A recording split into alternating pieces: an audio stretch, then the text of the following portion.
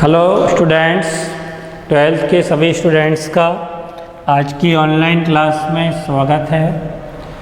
अपना nuclear physics का chapter continue online class में चालू है और कल की ऑनलाइन क्लास में हमने क्या पढ़ा था? प्रति न्यूक्लियन बंधन ऊर्जा। जैसे कि एग्जाम्पल भी मैंने कैलकुलेट करके निकलवाया था। 2He4 हीलियम नाभिक अल्फा कण जो होता है उसकी प्रति न्यूक्लियन बंधन ऊर्जा लगभग कितनी आई थी? 7 मेगा इलेक्ट्रॉन वोल्ट। कल की क्लास में निकलवाया ना, E बराबर क्या होता है? E bar delta E upon A, यानी नाभिकीय बंधन ऊर्जा में द्रव्यमान संख्या का भाग देके प्रति न्यूक्लियन बंधन ऊर्जा ज्ञात की थी। तो ये तो एक एग्जाम्पल अपन ने लिया था, हीलियम नाभिक की बंधन ऊर्जा निकाली थी, फिर उससे प्रति न्यूक्लियन बंधन ऊर्जा कैलकुलेट की। तो सारे ही नाभिकों की ऐसे होती है। तो उन नाभिकों का जो स्थायित्व है, कौन नाभिक कितना स्थायी होगा, किसका विखंडन होगा, किसका विखंडन नहीं होगा, किसका विघटन होगा, किसका विघटन नहीं होगा, कौन परमानेंटली लॉन्ग टाइम तक स्थायी रहता है, इस चीज़ सबका निर्धारण हम किसके आधार पर करते हैं? प्रति न्यूक्लियन बंधन ऊर्जा के आधार पर। तो इस चीज़ को समझाने के लिए यहाँ आज हम पढ़ेंगे प्रति न्यूक्लियन बंधन ऊर्जा वक्र। इस वक्र से ये शो होगा कि कौन नाभिक स्थायी होते हैं, कौन अस्थायी होते हैं, कौन विखंडन प्रयुक्त करते हैं, किसमें संलयन होता है। ये सारा जो ज्ञान है हमें, वो इस प्रति न्यूक्लियन बंधन ऊर्जा वक्र के निर्धारण से, वक्र के समझ के, इसका अध्ययन करके निर्धारण कर सकते हैं। तो वक्र किस किस में बनाया हमने? देखो चित्र में, बोर्ड पे ध्यान से देखिए। नीचे हमने लिए द्रव्यमान संख्या A। द्रव्यमान संख्या जो न्यूक्लियॉन्स की संख्या होती है, प्रोटॉन न्यूट्रॉन की कुल संख्या, यानी नाभिक का पूरा संगठन। नाभिक क्या होता है मैंने पहले भी बताया, न्यूट्रॉन प्रोटॉन का ग्रुप। तो उनका जो पूरा संगठन है कंप्लीट, उसको हम क्या बोलते हैं? द्रव्यमान संख्या। और y अक्ष पे हमने लिए प्रति न्यूक्लियन बंधन ऊर्जा, मेगा इलेक्ट्रॉन वोल्ट में है। सब नाभिकों की अलग अलग होती है, तो वो मैक्सिमम 9 के पास नहीं होती है, मैक्सिमम सबसे ज़्यादा ये होती है। तो ये वक्र मैंने बनाया है।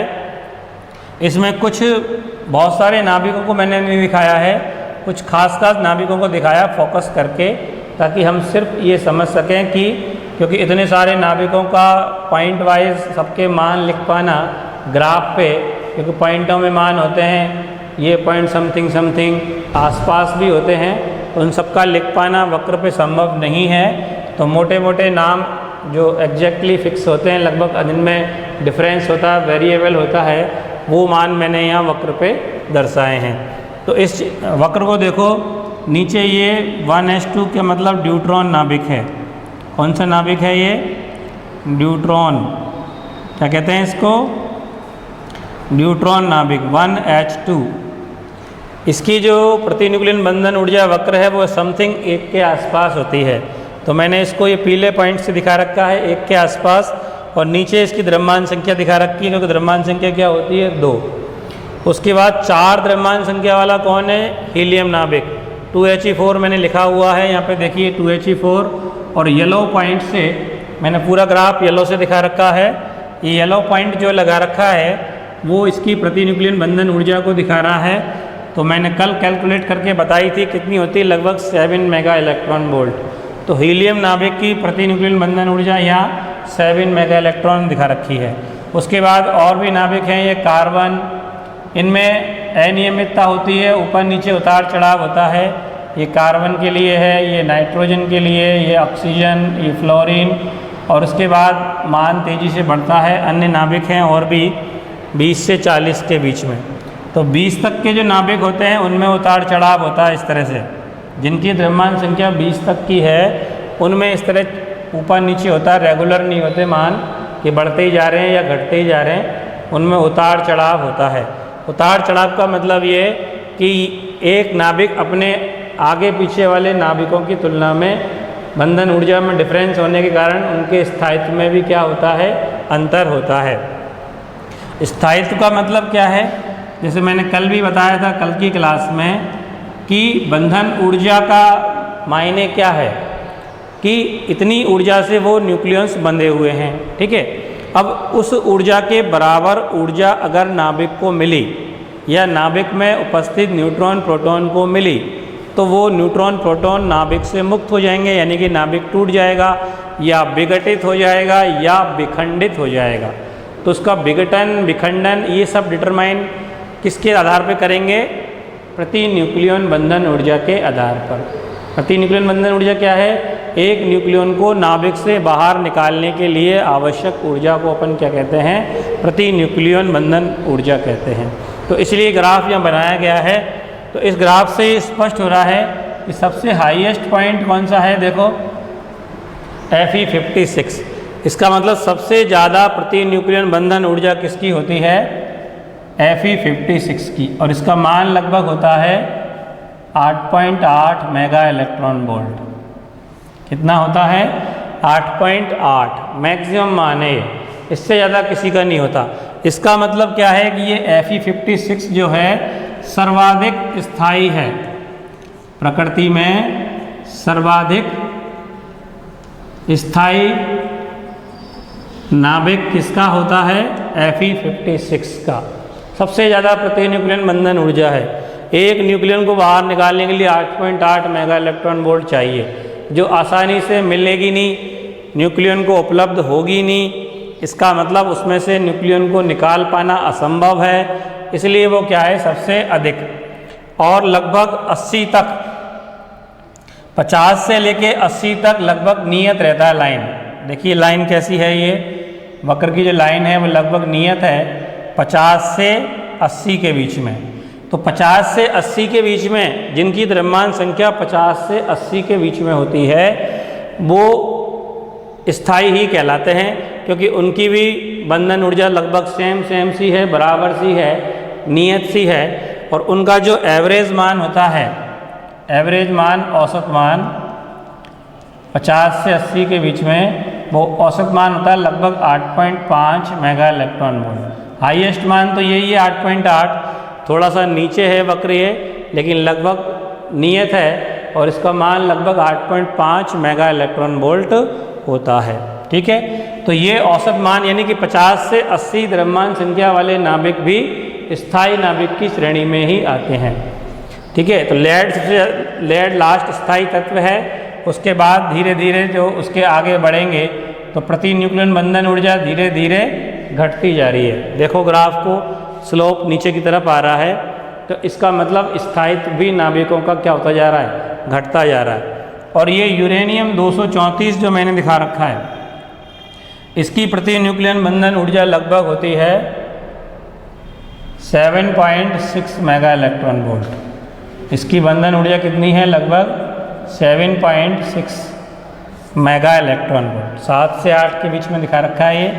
तो घटके ऊर्जा कितनी रह गई? 7.6 मेगा इलेक्ट्रॉन वोल्ट। इसका मतलब इसका स्थायित्व भी घट गया। इसलिए ये जो नाभिक आता है वो किस श्रेणी में आता है? रेडियो एक्टिव श्रेणी में। किस श्रेणी में होते हैं? तत्व यूरेनियम, थोरियम, पोलोनियम, नाम सुने होंगे तुमने। ये सब कौन सी श्रेणी में आते हैं?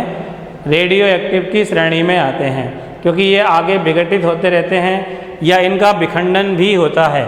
नाभिकीय विखंडन कभी पढ़ा हुआ तुमने? तो नाभिकीय विखंडन भी इन्हीं का हो सकता है। यूरेनियम का विखंडन होता है। तो विखंडन क्यों हो पा रहा है? क्योंकि इनकी बंधन ऊर्जा कम है। तो अगर इनके बराबर ऊर्जा इनको मिल गई, 7.6 मेगा इलेक्ट्रॉन वोल्ट या इसके समकक्ष एनर्जी इनको मिल गई, तो ये नाभिक टूट सकता है, क्योंकि वो प्रति न्यूक्लियन बंधन ऊर्जा के बराबर ऊर्जा मिलने पर न्यूक्लियस नाभिक को छोड़ के बाहर आ सकते हैं। बाहर आ जाने का मतलब टूट जाना, विघटन हो जाना या विखंडन हो जाना। विघटन में तो ये कि 1-2 न्यूट्रॉन प्रोटॉन निकलते हैं तो नए तत्व का नाभिक बन जाता है। 234 से कोई और 35-36 बन जाएगा। इसके समस्थानिक होते हैं अलग अलग। तो 1-2 न्यूट्रॉन प्रोटॉन निकलता है तो उसको विघटन कहते हैं। नया तत्व का नाभिक बन जाना विघटन कहलाता है। और ये नाभिक 2 लगभग बराबर के नाभिकों में टूट जाना, उसको हम क्या कहते हैं? विखंडन। विखंडन मानी टूटना ही होता है, तो टूट सकते हैं। तो इससे अपने को ये पता लग रहा है कि जो मैंने बताया सारा ऑब्जर्वेशन इस ग्राफ से, इसमें एक चीज़ और चीज़ है, जो भारी नाभिक हैं, भारी का मतलब जिनकी द्रव्यमान संख्या ज़्यादा है।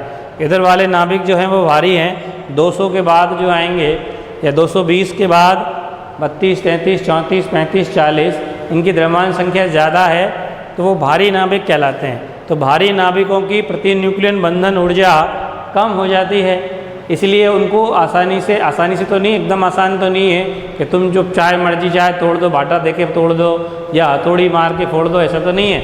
इतनी ऊर्जा के लिए भी बहुत आवश्यक, बहुत कठिन कार्य है, तो वो विखंडन कर सकते हैं मतलब। लेकिन जो बीच के तत्व हैं उनकी बंधन ऊर्जा ज़्यादा है, क्योंकि वक्र देखो ये ऊपर हाईएस्ट टॉप पे चल रहा है, तो इसका मतलब यहाँ के नाभिक ज़्यादा स्थायी हैं, तो इनको तोड़ पाना आसान नहीं है, स्थायी रूप से रहेंगे, ना इनका विखंडन होगा, ना कुछ होगा, ना विघटन होगा। तो वो विघटन हो सकता है या विखंडन हो सकता है। और इसके अलावा देखो 20 के नीचे भी नाभिकों का जो प्रति न्यूक्लियन बंधन ऊर्जा है वो धीरे धीरे घट रही है और यहाँ तेज़ी से घटती है, यानी कि हीलियम से ड्यूट्रॉन तक तेज़ी से घट रही है ग्राफ। इसका मतलब यहाँ से यहाँ तक प्रति न्यूक्लियन बंधन ऊर्जा में बहुत ज़्यादा डिफरेंस है ये। तो यानी कि जब हल्के नाभिकों को जोड़ के ये बनाएंगे तो इतनी सारी ऊर्जा मुक्त होती है। आगे अपन अभी डिस्कस करेंगे, विखंडन संलयन पढ़ेंगे। विखंडन मानी टूटना होता है और संलयन मानी जुड़ना होता है, और दोनों में ही बहुत सारी मात्रा में क्या निकलती है, ऊर्जा। जैसे विखंडन जब होता है, नाभिक दो भागों में टूटता है तो बहुत अधिक मात्रा में क्या निकलती है, ऊर्जा निकलती है, उसको नाभिकीय ऊर्जा कहते हैं। ऐसी संलयन में भी होता है, क्योंकि डिफरेंस बहुत ज़्यादा है। देखो गौर से, इसकी प्रति न्यूक्लियन बंधन ऊर्जा 1 मेगा इलेक्ट्रॉन वोल्ट है, इसकी लगभग 7 है। तो अगर इस तरह के नाभिकों को जोड़ के अपन ने हीलियम नाभिक बना दिया, न्यूट्रॉन या प्रोटॉन जैसे नाभिकों को जोड़ के अगर हमने क्या प्राप्त किया, हीलियम नाभिक, तो दोनों की ऊर्जा में कितना डिफरेंस है, 7 मेगा इलेक्ट्रॉन वोल्ट, और एक पर डिफरेंस कितना हो गया, लगभग 6 या समथिंग, समकुछ मान सकते हैं। तो जब संलयन होगा तो बहुत अधिक मात्रा में एनर्जी का जो डिफरेंस है वो डिफरेंस ऊर्जा के रूप में मुक्त होगा, जिसको अपन नाभिकीय ऊर्जा कहते हैं। इसीलिए परमाणु बम, हाइड्रोजन बम जब बनाते हैं तो बहुत अधिक ऊर्जा इसीलिए निकल पाती है क्योंकि वो विखंडन या संलयन में एक्स्ट्रा ऊर्जा निकलती है। तो इस ग्राफ से अपने को स्पष्ट लगेगा कि किन का संलयन हो सकता है, किन का विखंडन हो सकता है, और कौन नाभिक स्थायी रूप से प्रकृति में परमानेंटली उपस्थित होते हैं। तो इस वक्र से हमने ये कंप्लीट डिस्कस कर लिया, इसका अध्ययन करते हुए ये स्पष्ट किया कि नाभिकों का स्थायित्व डिपेंड करता है प्रति न्यूक्लियन बंधन ऊर्जा पर। ठीक है।